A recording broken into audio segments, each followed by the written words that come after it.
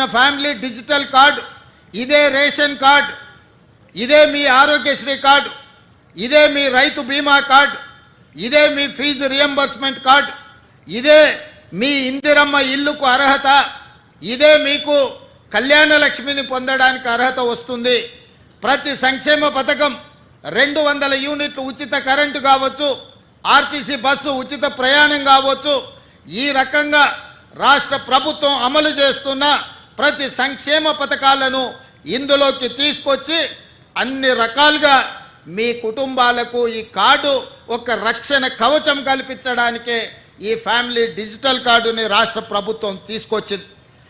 చాలా రోజుల నుంచి తెలంగాణ రాష్ట్రం వచ్చిన తర్వాత తెలంగాణలో తండాలలో, గూడాలలో, మారుమూల పల్లెల్లో, పట్టణాలలో, బస్తీలలో చాలామంది మా కుటుంబంలో సభ్యులు పెరిగినరు, వాళ్ళకి రేషన్ కార్డు కావాలి, రేషన్ కార్డు ఉంటేనే ప్రభుత్వ సంక్షేమ పథకం వస్తుంది అని చెప్పి 10 సంవత్సరాలు చెప్పులు అరిగేలా ప్రభుత్వ కార్యాలయాలు చుట్టూ తిరిగి వేసారి గత ప్రభుత్వం చంద్రశేఖరరావు గారి కుటుంబం ఉంటే మా కుటుంబానికి రేషన్ కార్డు రాదు అన్న ఆలోచనతోటి మీరు వాళ్ళను ఓడించి కాంగ్రెస్ పార్టీని, ఇందిరమ్మ రాజ్యాన్ని అధికారంలోకి తీసుకొచ్చింది. అధికారంలోకి వచ్చిన మేము బాధ్యతాయుతంగా ప్రతి పేదవాడికి రేషన్ కార్డును అందించాలన్న ఆలోచనతోని వివిధ రాష్ట్రాలలో తీసుకుంటున్న నిర్ణయాలు, అమలు చేస్తున్న విధానాల మీద అధికారిక బృందాలను పంపించి మంత్రివర్గ ఉపసంఘాన్ని ఏర్పాటు చేసి మెరుగైన విధానాన్ని తెలంగాణ ప్రజలకు అందించాలి అని ఒక నిర్ణయం తీసుకున్నాం.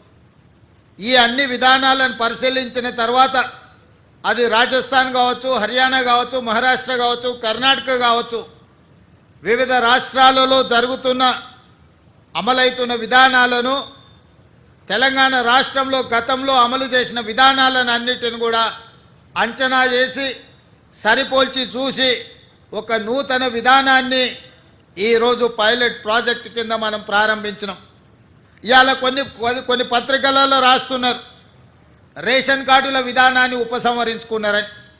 ఈ పత్రికలకు మరి ఎవరు చెప్తారో నాకైతే తెలీదు, కానీ వాళ్ళకి రేషన్ కార్డుకి ఈరోజు ప్రవేశపెడుతున్న ఫ్యామిలీ డిజిటల్ కార్డుకి తేడా తెలియకపోవడం దురదృష్టకరం. ఇంతకుముందు పేపర్ల మీద మాన్యువల్లో కార్డులు ఇచ్చేవాళ్ళు, ration card separate, Aarogyasri card separate, లేదా అదేవిధంగా రైతు బీమా, లేకపోతే రైతు బంధు, షాదీ ముబారక్, కళ్యాణ లక్ష్మి, ఆసరా పెన్షన్, ఇట్లా ఏది చెప్పినా, అదేవిధంగా అసంఘటిత కార్మికులకు హెల్త్ ప్రొఫైల్కు సంబంధించిన విధానాలు ఎక్కడికక్కడ ఏ డిపార్ట్మెంట్ ఆ డిపార్ట్మెంట్ దాదాపుగా 30 శాఖలు 30 రకాల సమాచారాన్ని సేకరించి ఎవరికి వాళ్ళ దగ్గర నిక్షిప్తం చేసుకోవడం వల్ల అసలు కుటుంబ సభ్యులు ఎవరు, ఆ కుటుంబంలో రేషన్ కార్డు అర్హత ఉన్న వాళ్ళు ఎవరు, పెన్షన్కి అర్హత ఉన్న వాళ్ళు ఎవరు, రైతు బీమాకు అర్హత ఉన్న వాళ్ళు ఎవరు, రైతు బంధుకు అర్హత ఉన్న వాళ్ళు ఎవరు, ఫీజు రియంబర్స్మెంట్కి అర్హత ఉన్న వాళ్ళు ఎవరు, ఇందిరమ్మ ఇల్లుకు అర్హత ఉన్న వాళ్ళు ఎవరు, ఈ విధంగా చెప్పుకుంటూ వెళ్తే 200 యూనిట్లు ఉచిత కరెంటుకు అర్హత ఉన్న వాళ్ళు ఎవరు, ఆర్టీసీ బస్సులో మహిళల ఉచిత ప్రయాణానికి ఎవరు అర్హులు, అదేవిధంగా 500 రూపాయలకు సిలిండర్ ఇవ్వడానికి ఎవరు అర్హులు, ఇట్లా ఎక్కడికక్కడ రకరకాల సమాచారము రకరకాల శాఖల దగ్గర ఉండడం వల్ల మెరుగైన విధానంతో పరిపాలన సాగించడానికి, ప్రజలకు మెరుగైన సేవలు అందించడానికి వస్తున్న ఇబ్బందులన్నిటిని కూడా రాష్ట్ర ప్రభుత్వం ఒక అంచనాకు వచ్చింది. అందుకే ఈరోజు రాష్ట్ర ప్రభుత్వం 30 శాఖల దగ్గర ఉన్న సమాచారాన్ని అంతా ఒక్క ఫ్యామిలీ డిజిటల్ కార్డుకి ఒక్క క్లిక్, ఎట్లయితే ఆధార్ను ఆ రోజు మన్మోహన్ సింగ్ గారు ప్రవేశపెట్టడంతో ప్రతి మనిషికి దేశంలో గుర్తింపు వచ్చిందో, 137 కోట్ల మందికి ఈరోజు ఆధార్ ఉంది అని అంటే అదే ఆధారమైంది ప్రభుత్వం ఇచ్చే సంక్షేమ పథకాలకు. అట్లాంటి ఆధార్ను ఇంకా మెరుగుపరిచి ఈరోజు ఫ్యామిలీ డిజిటల్ కార్డు రూపంలో ప్రతి కుటుంబానికి అర్హత కలిగిన వాళ్లకు అన్ని సంక్షేమ పథకాలను అందుబాటులోకి తీసుకురావాలని ఒక్క క్లిక్తో సమాచారం అంతా సంక్షిప్తంగా ఉండి ప్రభుత్వ శాఖలలో ఉండే అధికారులకు అందుబాటులో ఉండాలని ఇవాళ ఈ విధానాన్ని ప్రవేశపెట్టినాం. ఈరోజు ఈ family digital card one nation one ration ఏదైతే ఉన్నదో ఆ విధానంలో భాగంగా one state one card Telangana రాష్ట్రంలో ప్రతి కుటుంబానికి ఒక గుర్తింపు కార్డునివ్వాలి. ఆ గుర్తింపు కార్డులో వాళ్ళకు అందుబాటులోకి తీసుకొచ్చిన సంక్షేమ పథకాలన్నిటిని కూడా డిజిటలైజ్ చేసి కంప్యూటర్లో పొందుపరిచి ఏ శాఖ కావాలన్నా వాటిని చూడడానికి అర్హులైన వాళ్ళందరికీ సంక్షేమ పథకాన్ని అమలు చేయాలని ఈ విధానాన్ని తీసుకొచ్చినాము. ఇవాళ ఈరోజు ప్రవేశపెడుతున్న ఇదే కాదు, ఈరోజు చాలామంది నన్ను కలుస్తున్నారు. అయ్యా మా పిల్లగాడికి పెళ్ళి అయింది, మా ఇంటికి కోడలు వచ్చింది, మా పిల్లగాడికి కూడా సపరేట్ రేషన్ కార్డు కావాలి, ఎందుకంటే వాడి కుటుంబం సపరేట్ అయిపోయింది, గతంలో పెళ్లి కానప్పుడు తల్లిదండ్రులుగా మా దగ్గర ఉన్నాడు, ఇప్పుడు మా అబ్బాయికి పెళ్ళయింది, అతనికి కూడా ఒక రేషన్ కార్డు కావాలంటారు.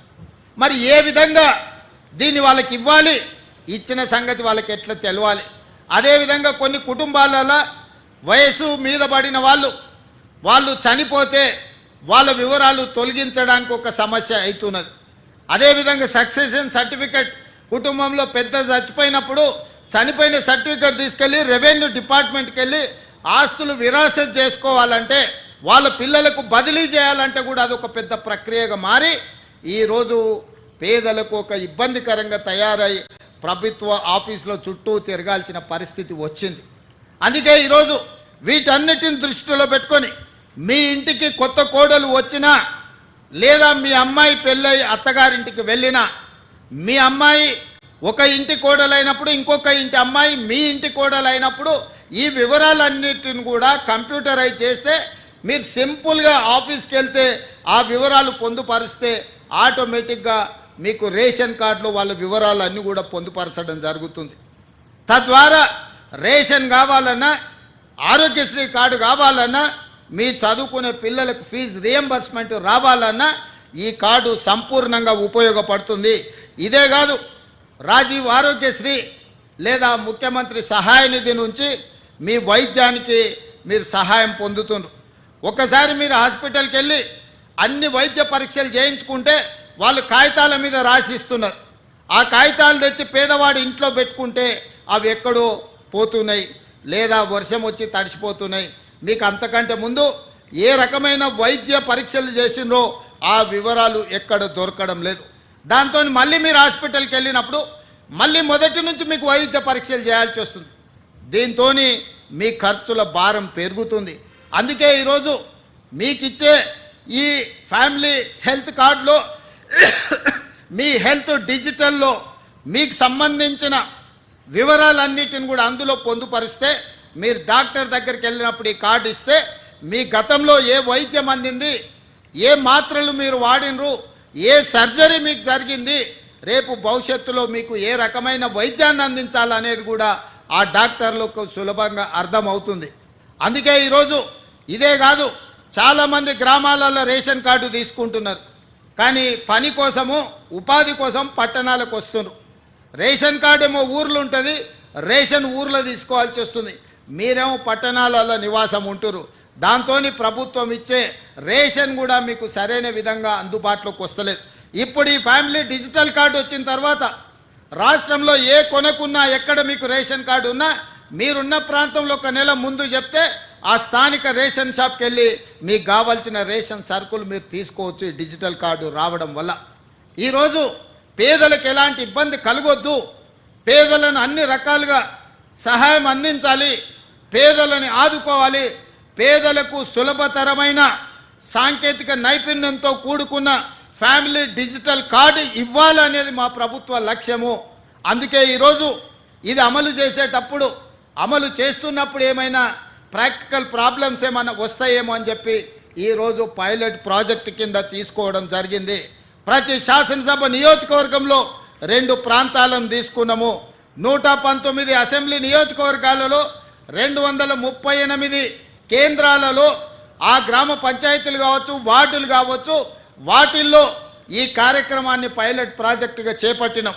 తద్వారా అమలు చేసేటప్పుడు కుటుంబాలు ఎదుర్కొంటున్న సమస్యలేంది, పేదవాళ్లకు వస్తున్న ఇబ్బందులేంది, ఈ ఇబ్బందులను ఏ విధంగా అధిగమించవచ్చో పాత 10 ఉమ్మడి జిల్లాలకు సీనియర్ 10 మంది ఐఏఎస్ ఆఫీసర్లను నియమించడం జరిగింది.